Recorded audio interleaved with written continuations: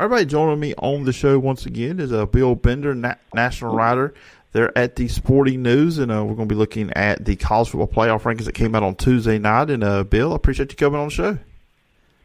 I appreciate it. How are you? Doing good, Bill. Doing good. We've hit November. We're at that time now. What they always say, they always remember what you did in November, but with the 12-team playoff, that even means so much more. As we hit this point of the season, it's just a lot of stuff still to be played out. Yeah, I mean, with all these tiebreaker scenarios across the four conferences, it's going to be a really fun next couple weeks in college football, sorting that out, particularly in the SEC, where there's this potential for 7 or 8 teams finishing with two conference losses, which is something we've never really heard of. It's unprecedented. It's a lot of fun to cover. I've been spending all day sorting out some of these tiebreakers, and we'll see how it pans out. It's wild because, I think every SEC fan base thinks, okay, if we just have 2 losses, we should be in. I'm like, not so much with the way it's with the conference. No, I mean, obviously, I sketched that out, and, there's a potential. I think the game where a lot of things are going to hinge on that could potentially be Texas A&M versus Texas, which is ironic. This rivalry that hasn't been played in a long time could set up to be the game that determines who goes to Atlanta. And in some ways, who goes to the college football playoff. I think you mentioned the rankings. There's 4 or 5 teams in the mix. Also, but there's limited spots. You're looking at a conference where four spots may get the SEC may get 4, they may get 5. I'm not sure. It's looking more and more like 4, though, unless they get some help. Yeah, probably Missouri is without a doubt the biggest long shot in the conference, aren't they? Yeah, I mean, they have the 2 blowout losses, and it's going to be tough. And, I mean, they're not even picked to win against South Carolina this weekend. But that's another game, though. If Missouri wins that game and has 2 losses in conference play at the end of the year, it factors into some of those tiebreakers, because in Alabama would like that because they have a win against Missouri. Texas A&M would like that. They have a head-to-head win against Missouri as well, blowout wins at that. So, I mean, that's what to watch with these when you're sorting out the tiebreakers. You got to see who gets in there and, obviously who gets out. I mean, that game and Tennessee on Saturday are so important to see who these teams are going to be. Yeah, and you just overall on the rankings from Tuesday night, Oregon, Ohio State set at the top. Of course, we're going to see some shuffling with Georgia losing to Ole Miss, and then, of course, Miami losing to Georgia Tech. But what was kind of like your big takeaway just from what the committee gave us on Tuesday night? It's not what I expected. There are some people that think they corrected BYU's ranking, essentially, or they – Tennessee, they don't like that, where they're at. I really don't have an issue with any of it. They're going to have to sort out those conference champions anyway. The gripe that I've had all along is pretty consistent, that these rankings don't match the bracket. And I just think that's a faulty premise to begin with. And a team like Ohio State that's 2 in the bracket shouldn't be playing a first-round game.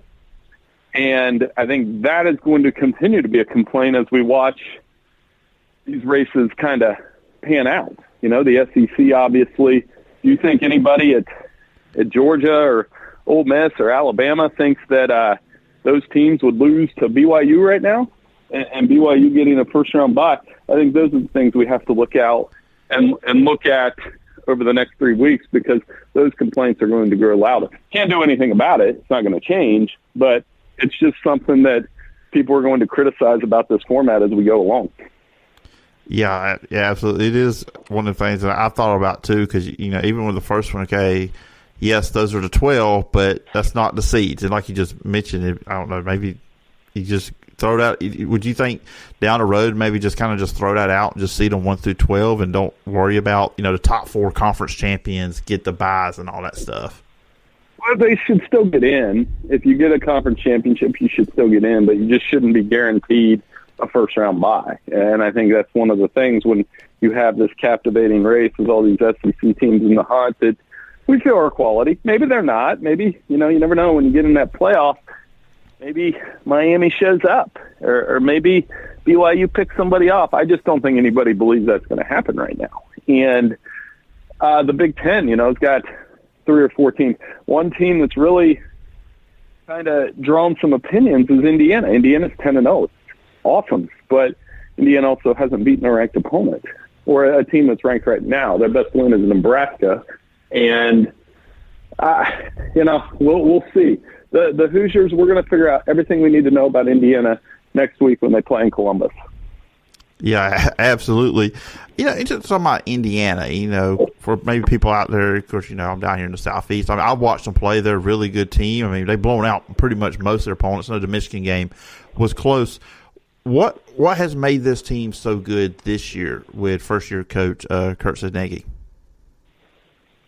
They brought in the right transfers. They hit the right quarterback in the portal. Curtis Rourke, he's going to play on Sunday. I don't know if he'll start, but he'll definitely be a day 2 guy. His brother's in the league. So, the running game, the schedule's helped. I would argue this, that, if Michigan had competent quarterback play, they'd probably win that game on Saturday, but they don't.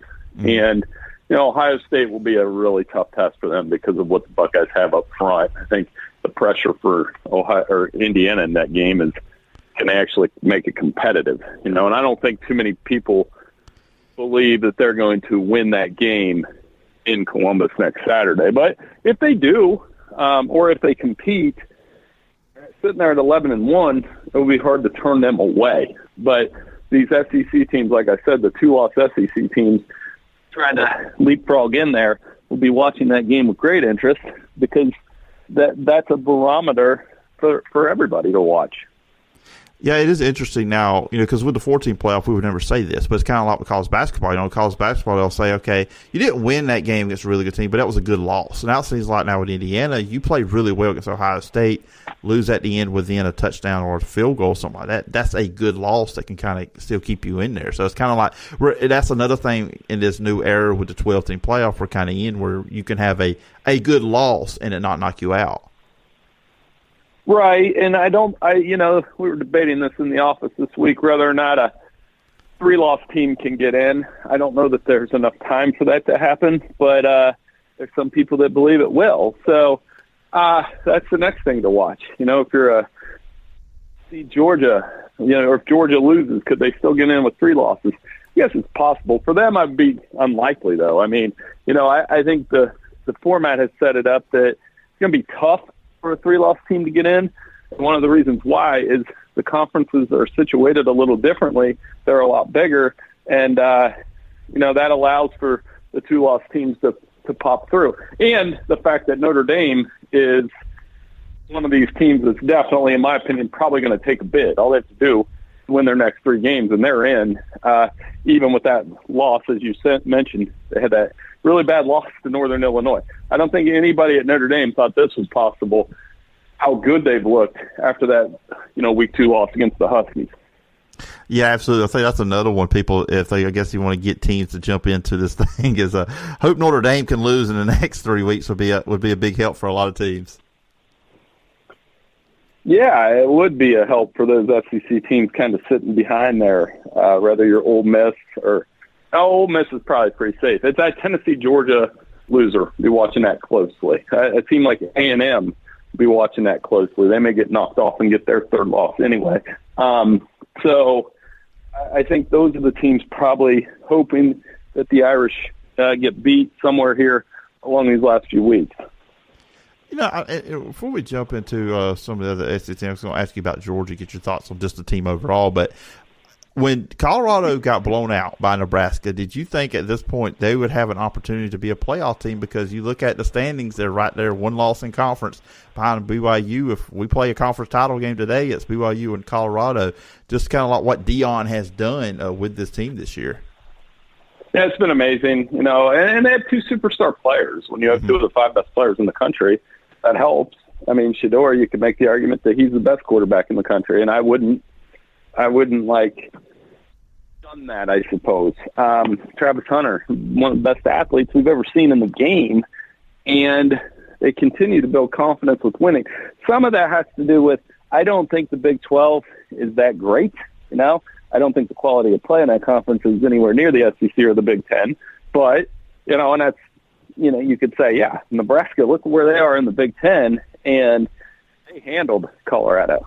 And it was early in the season, but they handled Colorado in that game. So those are some things to keep in mind. I do think Colorado has a really good shot to run the table, especially if they can beat Utah this week. Utah coming off an emotional loss.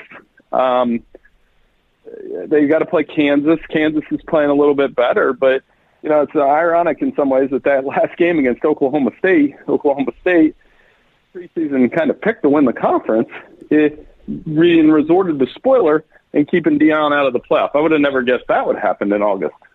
Yeah, I think a lot of people had. I was kind of thinking Utah or Oklahoma State going into the year, and then, like you said, look where we got. I don't think nobody would have penciled in. Not many people would have penciled in BYU or Colorado. Georgia, obviously coming off the loss against Ole Miss, where Ole Miss just dominated them up front, and just the way that game started with the interception by Jackson Dart, Georgia scores. I'm like, okay, we got another Texas on our hands. But when you look at Georgia, and obviously the Carson Beck struggles have been, everybody's been talking about that. What's been going on with him? Offensive line seems to be struggling. The receivers aren't helping Carson Beck. Just what's your read on this Georgia team? They're not very good. I mean, we can just simplify it. They're not very good. They turn the ball over too much. 3 times a game that caught up with them. They're not running the ball like you said. Maybe that's a product of the interior line, but anytime you have 1.8 yards per carry, they can be very good. That's probably the frustrating part is you watch them play in the first half and dominate that game, and Kirby go around saying they're the underdog and all that stuff. But I don't know. I just don't think they look like a playoff team to me, honestly. And that hurts. But, that perception can change in a hurry, just like that perception has changed with Alabama in a hurry. Kalen DeBoer, a couple weeks ago, they couldn't stop anybody. They couldn't get off the field on third down. They couldn't do anything right. Now the Crimson Tide is coming off, a beat down of LSU. Probably they control their own destiny in the playoff race. And, I mean, if they play like they did against LSU, I don't want any part of that. I don't know what team would. Mm-mm. Yeah, nobody's making fun of him for wearing a T-shirt anymore at this point down here. I haven't heard that on any of the radio shows with him. But, yeah, right. Because, and that was the thing, too. A lot of people, I think, talked about last week with him, with Alabama. Like, they've been really good in Tuscaloosa, but their 2 losses were at Vanderbilt, at Tennessee, and just being able to go on the road. I mean, and actually, I think a lot of people don't realize, maybe outside the Southeast that don't keep up with it like that they actually have a really good record in Baton Rouge, but still going on the road in that environment kind of, I think, as you said, make people think, okay, well, this Alabama team's pretty dangerous right now.